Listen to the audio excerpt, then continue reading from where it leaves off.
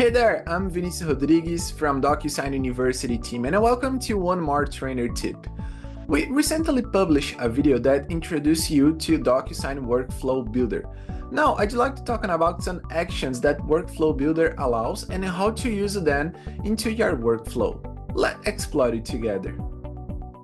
One of the main ways to start workflows is by collecting data. Using custom web forms, you can collect important information that will be used throughout the workflow, such as recipient data, contract details, and much more. To do this, start by creating your standalone web form. Then, in your workflow builder, use the Collect Data with the Web Forms tab.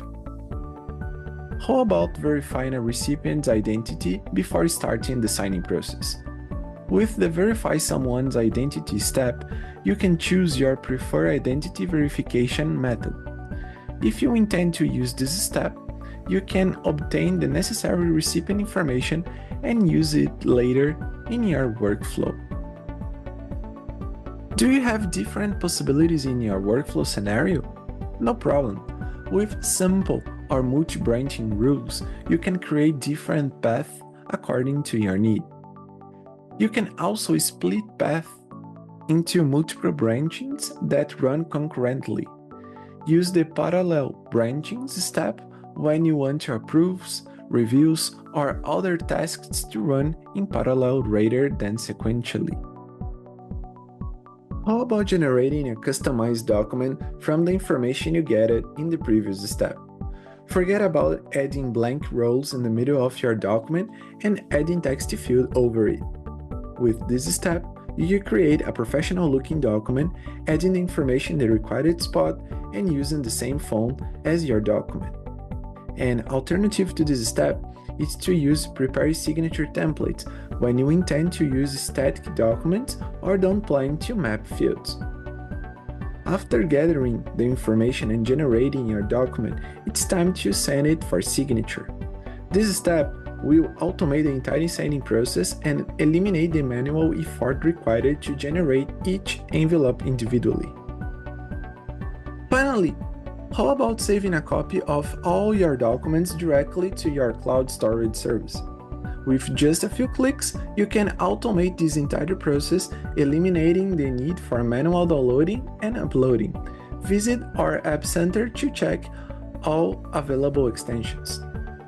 Let's check a quick example using all those steps mentioned in this video.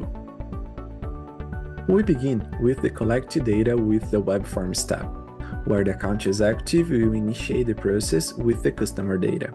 Then, we will save the data as a workflow attribute. The next step is to verify the recipient's identity through ID verification to add additional security to your transaction.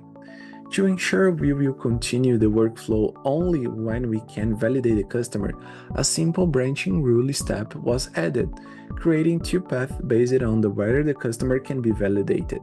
If false, we will show an error screen, communicate with your internal team by email, and end this workflow.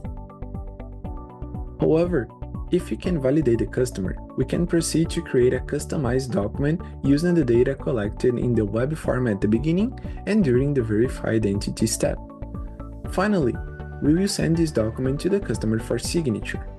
Once the transaction is complete, we will start a copy of all documents in Google Drive, and with that, we will reach the end of the workflow. I hope you enjoyed this new video.